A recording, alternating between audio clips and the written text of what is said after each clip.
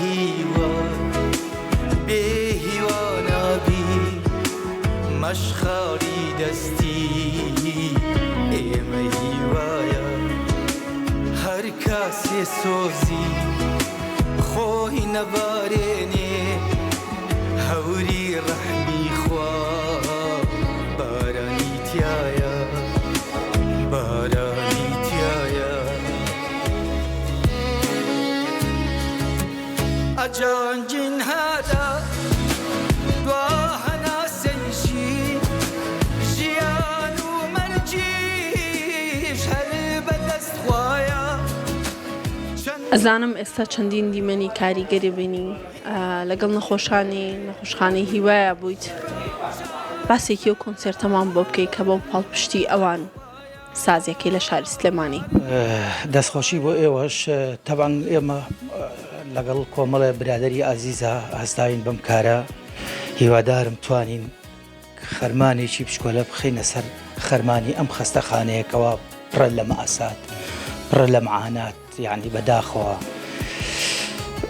ئەوەی من بینیم خوایە کەس یعنی چۆنەڵی ئازاری مناڵی خۆی و ئازاری کەسی و کاری خۆی نەبینێ. لێرەوە من ئەگەر بۆم بکرێت دەسڕیش داخەم یعنی هەر بەوەژ ناکە بڵم گۆرانیان بۆ بڵم ئاهەنگێک ڕێخەم بۆ ئەمان کۆنسێرتی ڕێخەم بۆ ئەمان یعنی باوەڕکە یعنی بە بینینی ئەمانە هەستم کرد کە بتوانم دەستڕێ داخەم بۆیان داوا لە خەڵکم داوا لە خێرە و مەنان بکەم خێرخوازام بکەم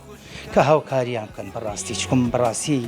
ئەوەی نێتە ئێرە نازانێ ئازاری ئەو جەستەی ئەو مناڵانە چۆنە بێتاقەتی ئەو مناڵانە چۆنە دەموچاوی ئەو مناڵانە چۆنە زۆر بەداخەوم زۆر ئیشەڵا هیوادارین شتێ بکەین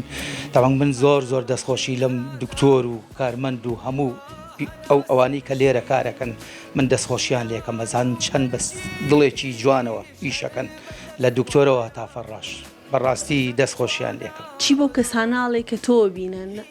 چۆن بانگشتی ئەم کۆنسێرتیانەکەی؟ واللهی من ئەوەی لە تواناما بێ ئێمە تەبەن بە خەستەخانەی هیوامان و تووە هەموو ئیشەکانی ئێمە با لەژێر دەسی ئێوە بێ من لێرەوە داوە لە هەموو خێرخوازانەکەم ئەوانەی کە ئەتوانن خێر بکەن ئەوانەی کە ئەتوانن هەڵوێستیان هەبێ بۆ مناڵەکان بۆ ئەم خەستەخانەیە من لێرەوە دەستی نزایان یعنی دەستیان ماجەکەم ئەڵم بەو پەڕی توانە هاوکاریان بکەن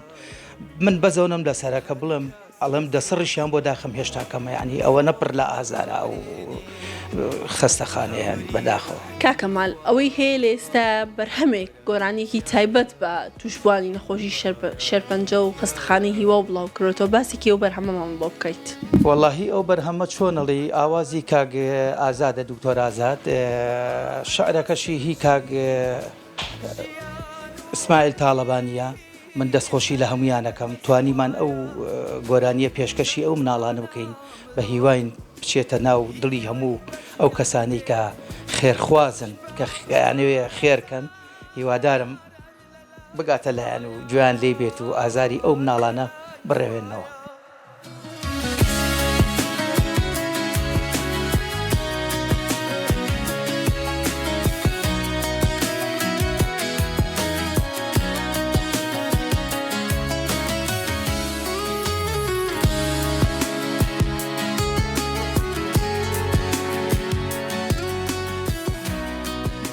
کاکەمال چی بە هاوپیشەکانی خۆت هەڵێ کە وەک تۆ هونەرمەندن کە وەک تۆ کوردن چیان پێڵێ کە وەکو تۆ هاوکاری نەخۆشخانەی هیوا بکەن لە دوای تۆ کۆنسێرتی دیکەش ساز بکرێت؟ واللهی بە خۆشحاڵیەوە من دەستخۆشی لە هەموو هونەرمەندانەکەم ئەگەر ئەو موقیفەت دڵنیام لە ڕۆح و جەستەی ئەوانیشا هەیە هەستەکەم ئەوانیش ئەو هەڵوێستیان هەیە بۆ هەموو ئازارێکە لە خەستەخانەکانە لە هەر شوێنێکی کوردستانە ڕووبە ئیشەڵا هیوادارم هەمویان بە جوانی بێن ئیشێ بکەن بۆ ئەم خەستەخانەیە و من پێم خۆشە. کاکەمان لەکەیەوە ئامادەکاریەکان و ڕاهێنانەکان لەگەڵ گروپی میوزیک دەست پێ دەکات بۆ کۆنسێرتەکەی 27 مانگ؟ واللهی احتمالە لەم ڕۆژانە شوێنیشان تەشخیص کردو کە بچین لەوێ تەمرین بکەین کۆنسێرتەکەش 28 ئەیتر من هەرەوەنم لە توانای بڵم خوایە بتوانین خزمەتێکی پشکۆلە ببێنین بەم خەستەخانەی بچین. ئێمە لە هیوا بێ هیوا نابی عشقاری دەستی ئێمە هیوایە هەر کاسێ سۆزی خۆی نەبارێنێ هەوری ڕەح